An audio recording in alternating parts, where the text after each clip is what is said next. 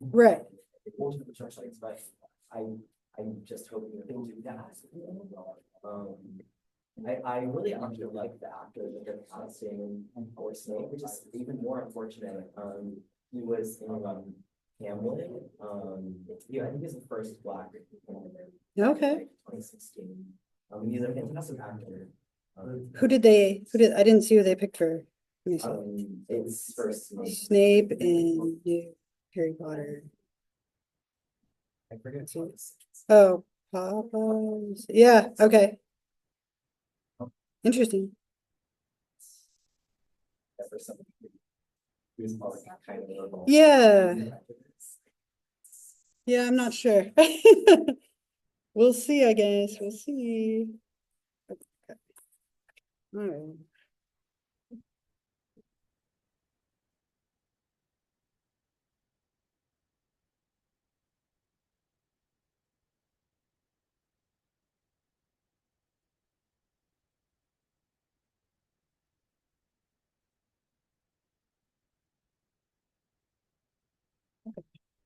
All right, good morning.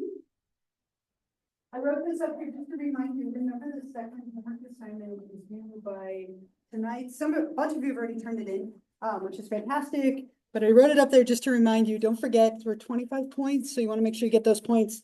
And you can turn it in late. Remember these homework assignments. I do accept late 10% off each day though, so obviously the sooner the better, but that's due by tonight. And if you're worried from last time, I completely forgot to put in your participations from last time. So if you didn't see that they were on there, I left them on my desk. So I'll make sure I put them in today. If you were like, I didn't see my grade from last time, don't stress. I'll put them in later today. Any like lingering questions about the homework? Anything about the homework assignment at all? Again, you're turning it in on Canvas, just like the first one. Is that the homework? I look forward to reading them. Often these are really interesting, so I hope that you enjoy doing them. I look forward to reading them as well.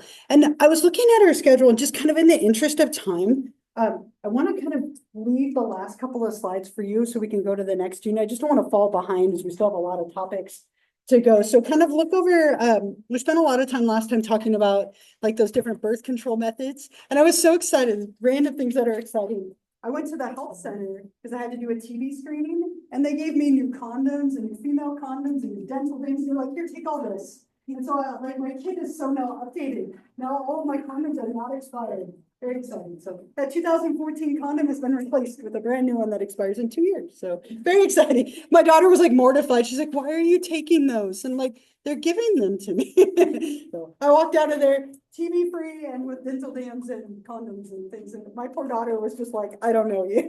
My 12-year-old is mortified. So anyway, so make sure you kind of look over the last couple of slides. It's mainly just surgery and then less than effective methods and abortion. So what we'll do then is we'll move on to how to get pregnant and focusing on pregnancy, which again, I think is a really interesting unit. I love this unit because I kind of get to tell you a little bit about my kid's journey through this, which I mean, it's interesting to me. I think it's interesting to me too. We'll talk about how do you get pregnant, including fertility and assisted reproductive methods, which are growing in popularity and necessity. We'll talk about the experience of pregnancy all the way up to childbirth and then after childbirth. So we'll kind of go through all these topics related to pregnancy. And so I want to back up for a minute before we talk about becoming pregnant. If you remember when we talked about the menstrual cycle, a typical menstrual cycle, assuming a 28-day cycle, right? If you remember, it was divided up into like 4 different phases. So we had that menstrual phase in the beginning where you're actively menstruating. We had the follicular phase where that egg or follicle is starting to develop and mature. We had ovulation where that egg is released and is traveling down the fallopian tube being ready to be fertilized. And then we had the luteal phase at the end where the corpus luteum is forming the progesterone and everything coming from that is forming the lining, the endometrium, preparing for a fertilized egg to come back to it. But if you remember, ovulation happens around like day 14 to 15 on average. for ovulation. What's this one? Okay, and if you go back to that, we talked about this period of time right here. We call the fertile window. So this is the time of a woman's menstrual cycle when she is the most likely to get pregnant, whether that's through intercourse or an assisted reproductive method that we'll talk about today. Before this, there's no egg there to fertilize. And really late in the cycle, the egg has gone too far and it's too late. I won't say it's impossible, but your chances of getting pregnant are by far the highest right here in that fertile window. So this is something like kind of going back to that last slide that I had up before we went here. A lot of people will use this as like a natural birth control method. They will avoid having intercourse anytime near their fertile window, or they'll track like mucus or temperature changes in like the vaginal canal during this time. And you can use that as like a natural birth control method.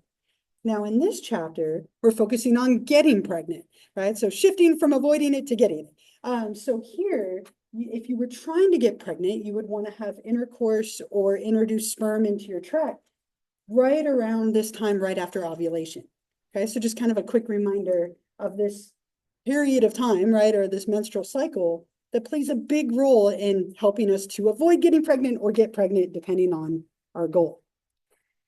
So the idea here with pregnancy is that you have an egg that's released, right, when a woman ovulates. So all those hormonal influences, that LH surge of luteinizing hormone that we talked about before, causes an egg to be released from her ovary and travel down the fallopian tube.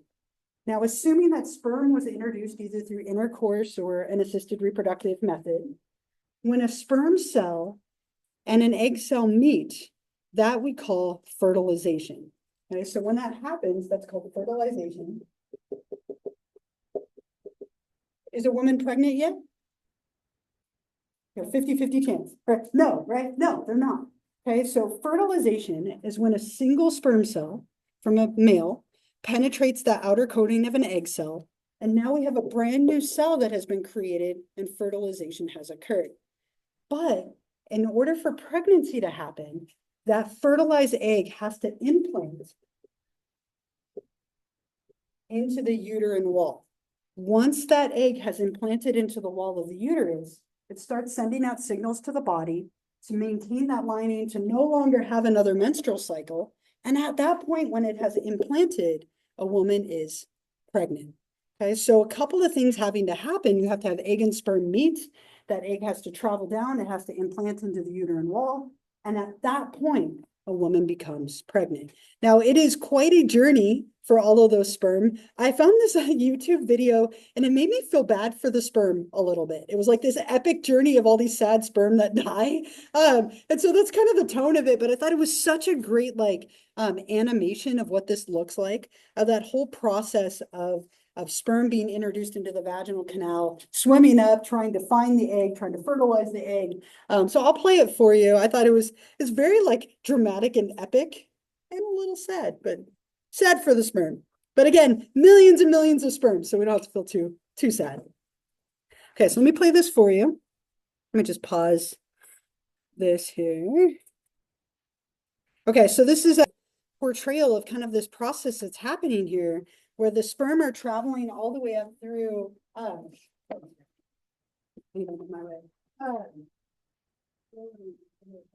where the sperm are traveling up through the vaginal canal, trying to meet up with an egg. Again, millions and millions of sperm, 300 million sperm, right, entering into the tract through like a typical like intercourse or like male ejaculation. Only one is going to fertilize the actual egg cell. When it fertilizes, it then still has to implant into the uterine wall. And then it begins that whole process of dividing and replicating, which we'll talk more about in a little bit. Yeah. Like this, I know. See, did you feel bad for them? I felt bad for them. Yeah, dream. I know. The sperm with the dream of fertilization. Dream crushed as it there. I like the part where they said that the half of them go the wrong way and they're just out of luck. Right? Like, oh, poor sperm, right? Like you can't Just have like people. Just like people. Right? This should be you. Yeah. Spermageddon. I have missed out on that. Thank you for the suggestion, right? Spermageddon. Oh, I love it, right? It's like Sharknado, but. But sperm, right? All right. Anyway, so obviously the vast majority of people who are like achieving pregnancy are doing this through like typical male-female intercourse, right? But a lot of issues with getting pregnant. Infertility is something that's actually drastically on the rise in our culture, in our society, and kind of worldwide a little bit too, but we see a lot of it in the United States. But we see that having a big role with like very irregular menstrual cycles being related to hormonal influences, obesity rates being higher. But we see a lot of struggles with infertility. Now, infertility is defined as the inability to conceive or get pregnant after 1 year of regular intercourse without the use of any form of birth control. So after a year of actively trying to get pregnant, not being able to do so. Now, somebody could also want to get pregnant, but be missing an ingredient, right? Like if you have like same-sex couples who are trying to get pregnant, you could have two men who don't have a uterus or two women who don't have sperm, right? Interesting advances in this as well. We are so close to being able to create a baby using 2 eggs or 2 sperm, right? Like we are getting like really close to being genetically able to do that. Not quite yet, but we're on our way. But a lot of couples need help getting pregnant, and infertility, as I said, is quite a bit on the rise. So there are a lot of different things that people can do. One very basic thing that people do is they start tracking their ovulation, right? So a couple that is trying to get pregnant might track their menstrual cycles. Lots of apps to help you do this. You can also do things like tracking ovulation. And we talked about how you could do this before. You basically urinate on a little stick, kind of like a pregnancy test, and it will tell you when you have that LH surge that ovulation is coming. And so when someone's about to ovulate, well, then we know you're about to be in that fertile window. Couples will then like plan to have intercourse during that time and hope that that is enough. Now, if that isn't enough, there are quite a few other options that people can pursue. And so one of them is fertility drugs. You can take different medications. There are surgeries, and then there's a lot of different procedures. So what I'd like to do is share with you our journey and weave it into this. I hope that's okay with you. But I think we had a really unique like journey that involved just about everything that is we have up here. Okay. So my partner and I, when my partner turned 30, it was like a bomb went off and she wanted children and she wanted them right away. And I tried, I visualized, but it wasn't happening, right? Like we were missing an ingredient, obviously, as 2 women, we don't have sperm, right? No matter what I do, I don't have sperm, right? So sad. So for us, we were like, okay, we're gonna need help. And so we went to a place down in Manhattan Beach, and it was a fertility clinic. And we were like, okay, we wanna get pregnant, what do we do? And so the first thing that we did is fertility drugs, right? So we literally went through all these things. So the guy said, so what we're gonna do is we're gonna monitor your like cycles. And when you get close to ovulating, I'm gonna give you a drug called Clomid. And what that will do is cause you to release more than 1 egg. Now, what happens when you release more than 1 egg? What becomes more likely? Twins or more, triplets, multiples, and whatnot. So my partner took Clomid. They're about $100 to $200. So cheap compared to some of the other stuff, right? A couple $100. And then you go in and they do ultrasounds. They wait for you to ovulate. You test for ovulation. And then when you're ovulating, we introduce sperm through a method called artificial insemination. It's now called IUI, intrauterine insemination. And IUI is a very like non-invasive procedure where they take sperm, they put it in like a long catheter, and they insert it up into the vaginal canal, and then the sperm go from there, right? So we obviously didn't have sperm, so we had to pick sperm, right? And that was an interesting process as a side note. So I've never wanted to be pregnant, right? It's just not my gender identity. I'm sure you can kind of guess that maybe by looking at me, but I've never wanted to be pregnant. My partner has always wanted to be pregnant. Perfect, right? So we decided we would use her eggs since they're in her body, and we would find a sperm donor to represent me. Right? So we went to California Cryobank, which is one of the biggest cryobanks of sperm in the country. and we looked for people who were like me. So we looked at ethnicity, right? So I'm German, Hungarian, and Irish. We looked for that. We looked for people with brown hair, similar height, similar eye color, like stuff that's very genetic, like eye color, hair color, height, people with good like medical histories and all this stuff. You get celebrity lookalike photos. I was like, I'm a big Tom Brady fan. I was like, oh, there's one that looks like Tom Brady. And my partner was like, that's not Tom Brady's sperm, calm down, right? Like, moved on. But like, you get like celebrity lookalikes. They write essays and answer a bunch of questions. We made PowerPoints because we're both teachers, and we presented them to everyone we know. We voted. We paid for childhood photos of these kids or these like sperm donors. And so we picked a donor that was as close to me as we could get. Right? And then what we did is we took the Clomid, we went and did an IUI procedure.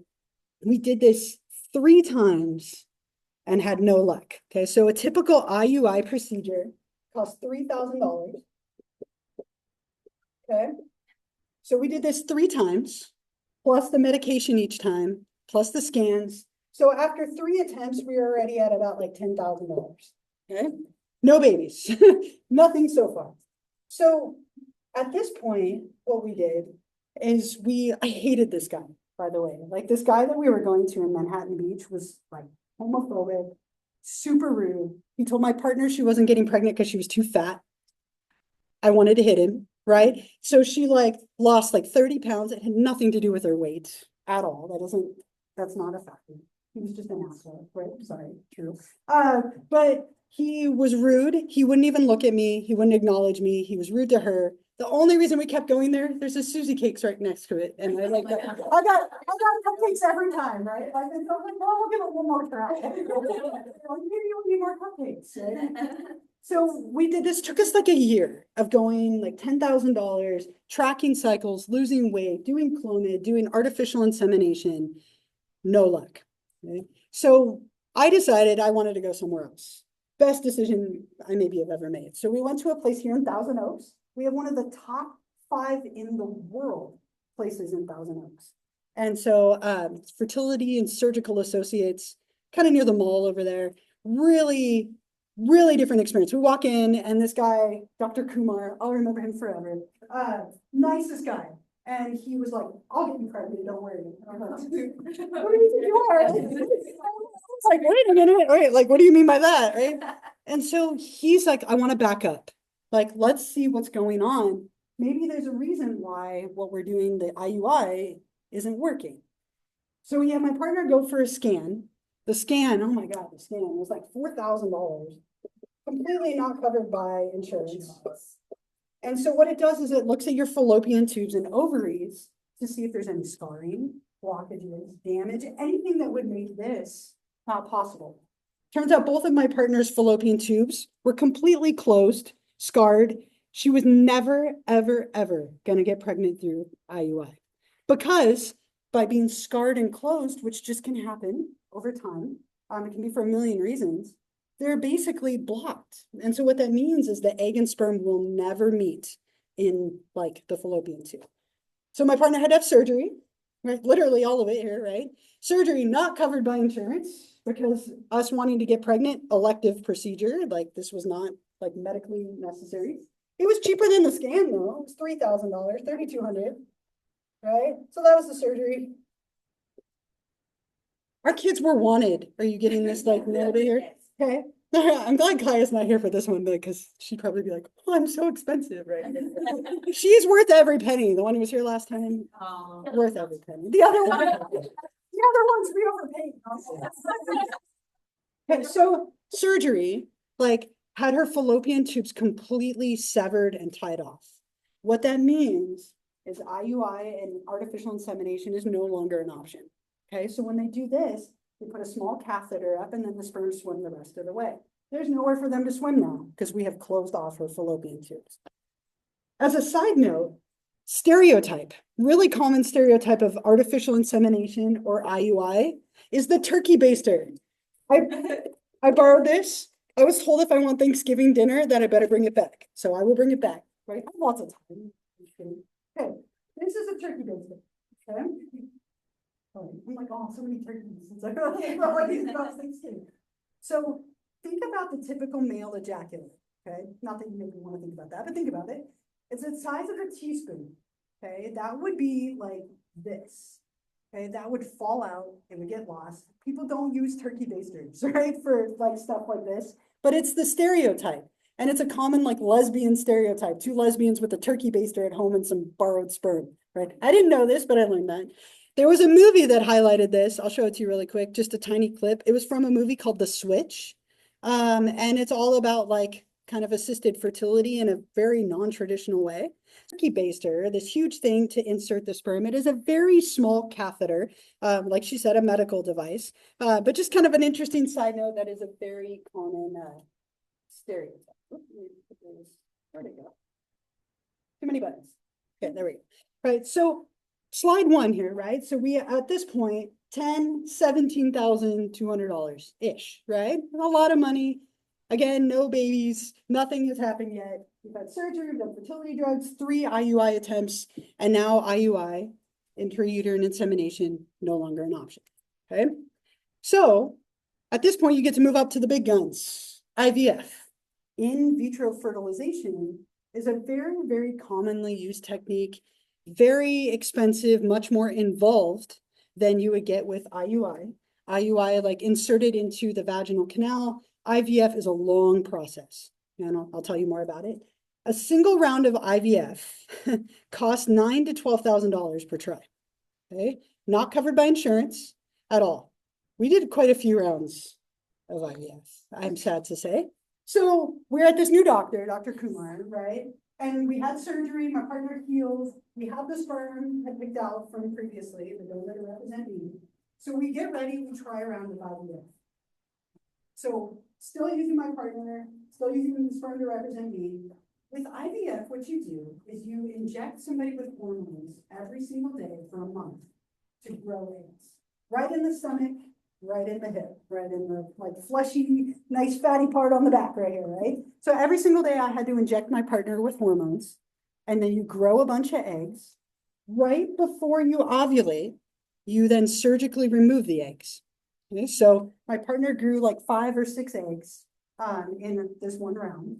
Then they go in with a long needle up through the vaginal canal, you're asleep, and they surgically pull out one egg at a time, all 6 of them.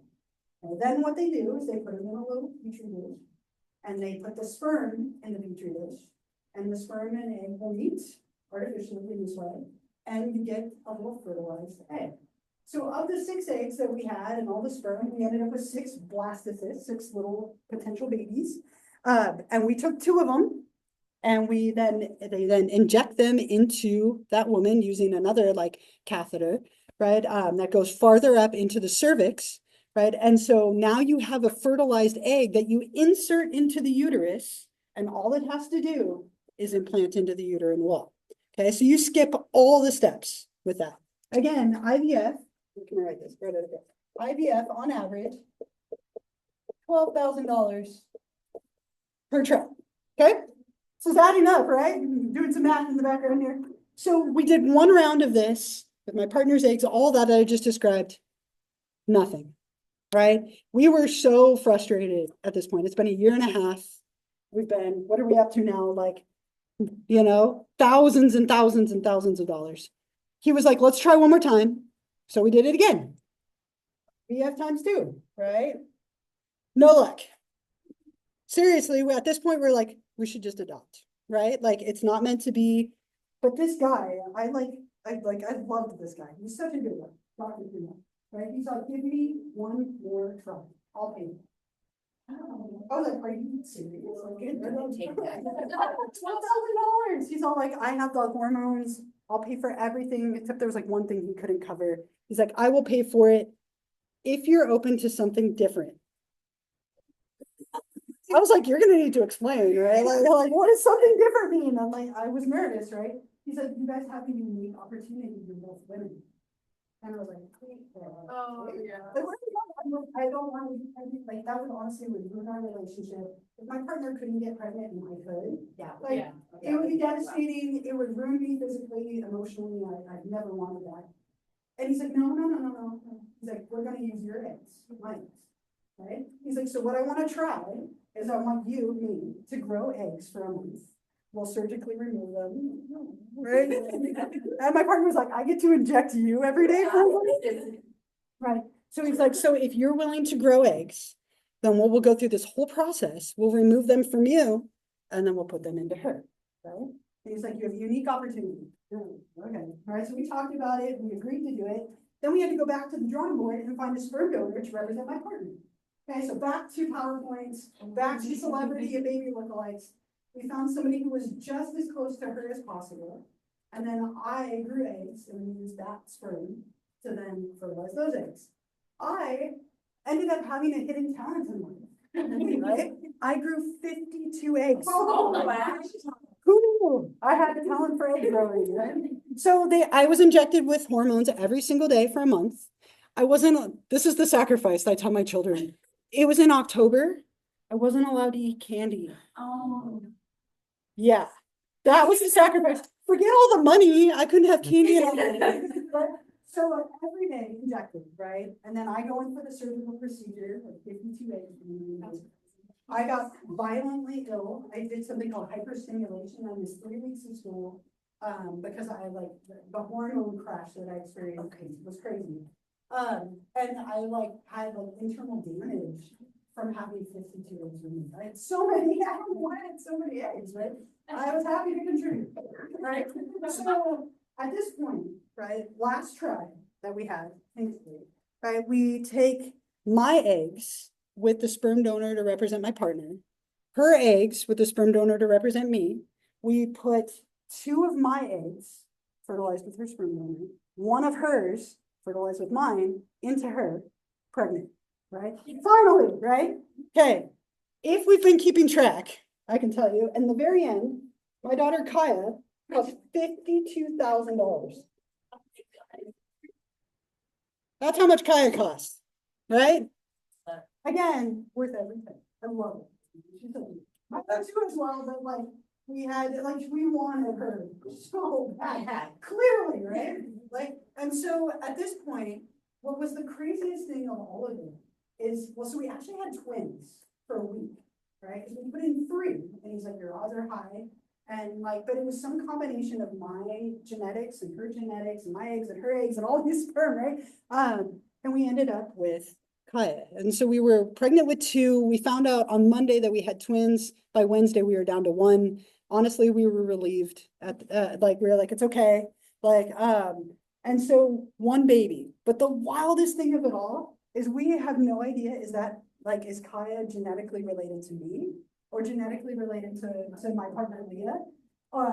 Because we chose donors who were so close to us, no way of knowing. And we like to joke that she's bolted us because she ate her twin. Like we say that she was hungry and ate her twin. Like she's like, my brother was delicious, right? Like, oh my god, but no idea if it was a boy or a girl, right? This is very early. So my daughter Kaya, I mean, she looks just like me, honestly. Like she looks like a spitting image of me. I'll have to find a picture to show you. But as a kid, I looked just like her. My hair was just like her, everything. And so we ended up with her, successful pregnancy all the way through, and she was here. But $52,000. Her sister's bargain basement deal. $2,000. Right? They were cheap as hell. 2 for 2, right? Like, so when we went to have them, like, so we had Kaya, and a year passed, and we're like, okay, we wanted 2 kids. And so we were like, well, we better start now. It took us 2 years to get pregnant with Kaya. It was such a journey. But once a woman's body's been pregnant once, it knows what to do, right? And so we went back to Dr. Kumar and we're like, well, we want to get started. It's probably going to take us a while. And so we had all the eggs frozen from what we did. So we didn't have to go through any of the stuff anymore. We just had to do the procedure of putting them in. He's like, I want to put in 3.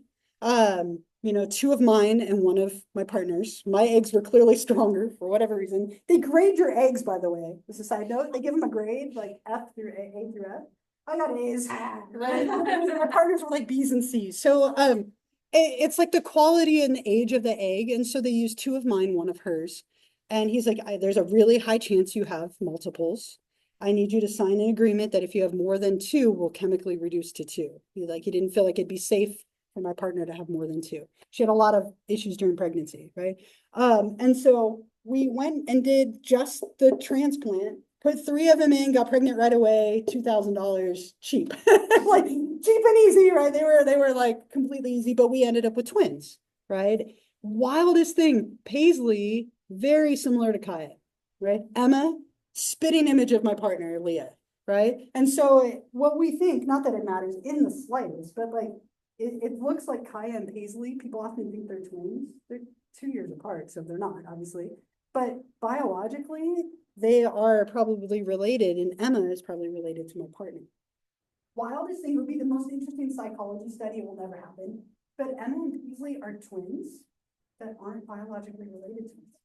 How rare would that be to study, right? So they were raised in the same womb in the uterus together, born together, twins, but they're not biologically connected. So cool, right? So wild. So 3 kids, all together 54,000. But again, what a deal, right?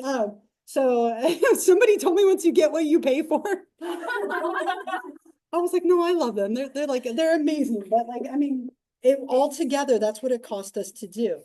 So again, we don't know who's connected to who. When you look at images, it kind of like, it feels pretty obvious, but it's so cool because they're so like both of us. And like, we wanted them so badly, clearly, right? All of that. And it changed me forever. Like, you wanna know how it changed me forever? I like salads now. As I'm going through IVF, the hormones made me want salads. Right? It was so strange. Like my partner was like, who are you? We went to a restaurant and I was french fries or salad and I ordered the salad. She's like, what's wrong with you? Who are you? Right? And ever since it like chemically changed me going through like this hormonal process. Where too? I was like, yeah. Does Kaya ever, like, whenever they get this fine? Yeah. I ever like, I'm $50,000 more than you. I cost way more than you. No, but like she's like very kind, and I don't think she would. But if it was the other way around, oh, Emma would hold that over her head. Here's another like yeah. So if Kaya is biologically related to you, Yeah. would your partner then be considered a surrogate? Oh, mother? so tricky, right? So like if we ever divorced, which I hope really, 22 years, I don't think it's gonna happen after everything. Knock on wood, right? But if we ever did and it got ugly, oh, it could be so ugly. Because who knows who's related to who technically, and even though in our house I'm dad, like I'm Kaya's biological mom. Technically, right? Probably. But Leah is the mom of the family and carried her. Who would have rights? Right? Who knows? Right? I hope we never have to know. Like, I mean, I don't think it would ever happen, but like it could be very messy because technically 2 of them are probably biologically mine and Leah has no connection biologically to them. And vice versa for Emma with her. So it could get really messy if it had to. I don't see that happening either. Neither of us would do that to our kids. Yeah. Like clearly we wanted them, right? Yeah. Definitely different, but there was a woman recently in the news who went through, like fertility stuff and. Yeah. Implanted with her egg, you know, Mm-hmm. and, chose a donor that looked similar to her. Yeah. The baby came out black, turns out it wasn't her egg. Oh, wow. Oh, Yeah. I want to say I read that too. Want to, and the family got the rights to the baby, but she also didn't want to fight it too much Yeah. because. But anyway, she said that she went into court with her son and left without him. Oh, that's awful. Right, and like then you get all these crazy ramifications because, okay, so I grew 52 eggs. We used like 6 of them. The other ones get frozen. And like, this is a huge debate right now of are those living entities, right? Depends where you live and who has rights to them. So at the time, we had to make a choice of donating them to science, donating them to other couples who can't get pregnant, or having them destroyed. No, so we didn't want to do science. And we thought about donating them to other couples, but the ramifications for that, 45 other eggs. I could, in theory, then have 45 children out there in the world that come find me one day and be like, you're my mom. No. Your dad. And not only for Brian, I'm your dad. No, like, no, I'm your father. You will address his. Right. I'm Darth Vader. The other consequence to that is that my kids potentially have food poisoning, right? Yeah. If every single one of them like were populated, so we ended up having them medically destroyed. In our mind, we had what we needed, we weren't gonna have any more children, and it was like, we weren't upset or sad about it, like, in our mind, I mean, it's the size of a pin, like, it was nothing. But like the consequences and ramifications of those decisions are really debatable right now, yeah. There was this one guy in the Netherlands, and that's actually kind of why they have a lot of restrictions on donating sperm. Yeah, Is because he would donate so much Yeah. that there was like, I think it was like 1,000 kids that were fathered, and then it created like an ethical thing of like, oh, well, what if I Right. be gay now? So it was complicated. it's complicated, yeah. But I think it's so annoying because the way to donate eggs is so much more like invasive and Yeah. expensive than Versus sperm is sperm not. in a cup, you Yeah. know? I mean, you do get paid more, but Right. you know, it's a lot, like you have to give your body so much to just Mhm. donate, not even go through the whole thing of pregnancy. Right, and it is a lot of hormones that puts you at higher risk for different kinds of cancers and like early menopause and all sorts of things by doing this hormone influences. And it's really interesting when you choose a sperm donor, you have two choices, it can be open or closed. Open means that they don't mind that your child coming to find them, right? And I didn't want my kids being like, well, I want to find my real one. I want it done, right? And that would kill me. Like, I'm like so sensitive, that would kill me. Like, I can own that, it would kill me. And like, even like talking to them about it when we had the sex talk with them, like not that long ago, last semester, you could see on their faces, wait, like, so are you my, like just even them thinking that was more than I could handle. Like, I cried afterward, like, cause it was just like, in my mind, there are kids, like, I've raised them, I've put in everything. I don't want some random guy who like, donated sperm in a cup, but we chose a closed, like, choice. It's not impossible though. Like, if they wanted to at 18, if they want to find out who their donor was. But I hope that they don't. I've done everything in my power to destroy all records of where we got them from, the donor numbers and all those things. Like, but in theory, if they wanted to know, they have that right at 18, which scares the crap out of me, but I hope not. I mean, we've raised them as such and we've been open about it. I hope that will never be the case. So basically, through all those, IVF is like, there's some variations on it. There's GIFT and ZIFT. They're just like a different form of IVF, like variations. I won't ask you about them, but they are like different ways of doing it. And then there's something called ICSI, intracytoplasmic sperm injection, where they manually insert the sperm into the egg. And you can even choose the sex of your baby when you do this. It's an extra like $8,000, so we didn't do that, right? We didn't care. And then obviously, if people can't get pregnant in this way, you can also consider surrogacy. So surrogacy, not that different in a way from what we did, is when you would go through IVF and you would remove all of those eggs and then you put them into someone who's willing to carry that baby for you and grow the baby. But it's still your biological child, right? And that is another thing you can do that is also stupid expensive. It ranges from $50,000 to $100,000 depending on the agency, because you have to pay that woman for the 9 months of carrying the baby. And it's your biological baby, so there's no like battle when they're born. And that is another option. Yeah. How much's daughter heeded the whole choose the gender thing, which is why, according to her, he's so. They get older and you're like, oh, that's literally.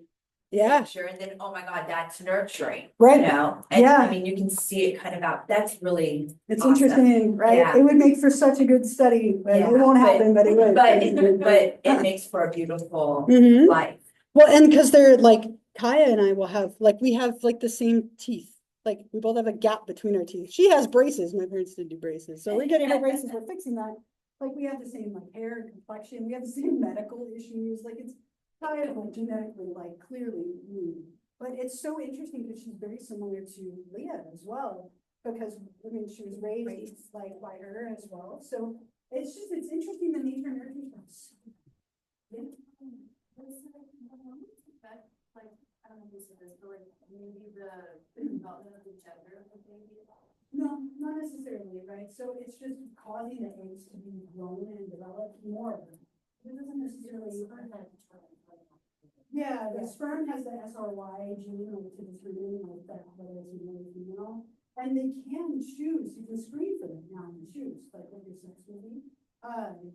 But no, not so much. Because I read somewhere that like if the guy has, it shows in his family tree that if he has like a lot of girls, he's more likely to have a girl and Yeah. more boys.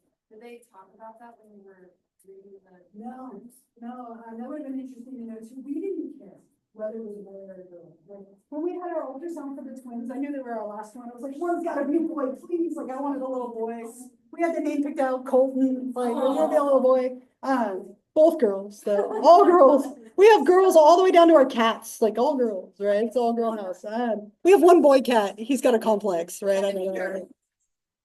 But no, it doesn't tend to affect it, but it does tend to run into families, like the male determines the sex of it. Right? So once you are pregnant, right? So once the egg has implanted into the uterine wall, pregnancy has occurred, right? And you can test for that by testing for a hormone called HCG, human chorionic gonadotropin hormone. So when a person becomes pregnant, HCG starts being released by the body, and that's what maintains the lining of the uterus to keep that baby growing. Now, people traditionally test for this with pregnancy tests, right? So lots of different versions of these.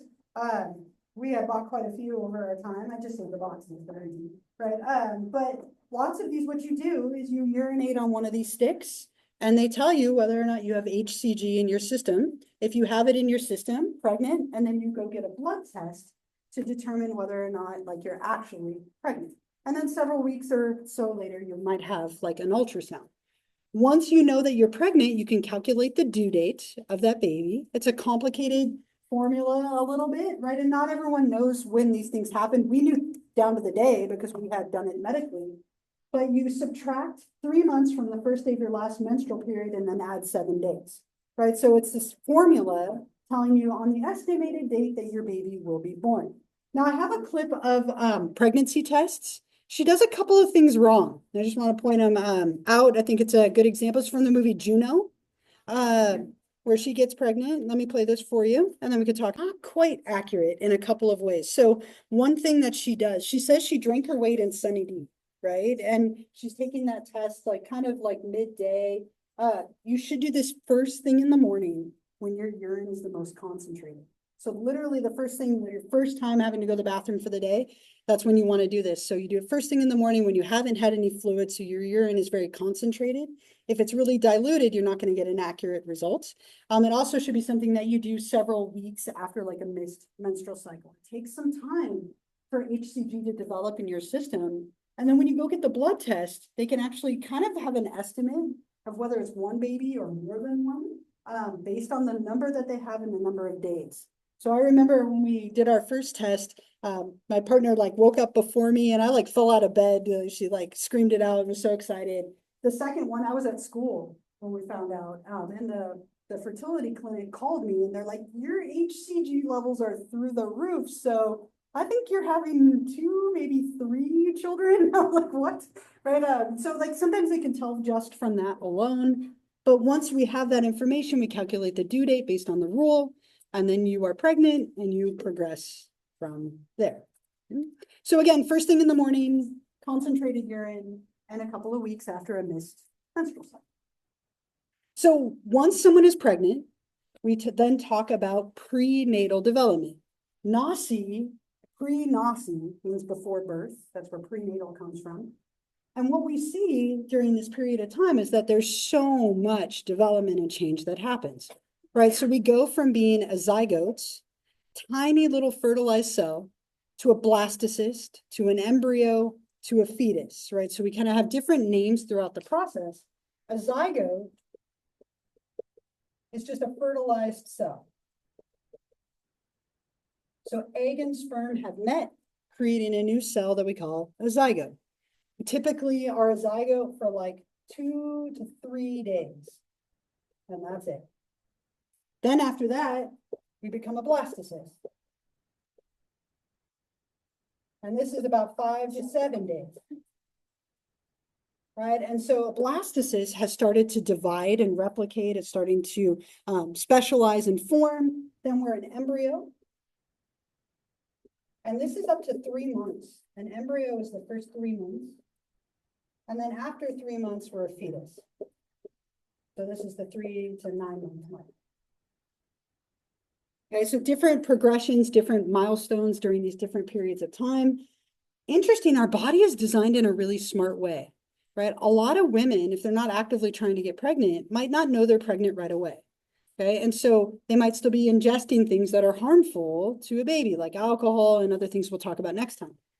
So the first 3 months as an embryo, you actually have your own separate yolk sacs that is like basically feeding and supporting that baby. So anything a woman puts in their body for the first 3 months doesn't go to the baby, okay? Really intelligent design.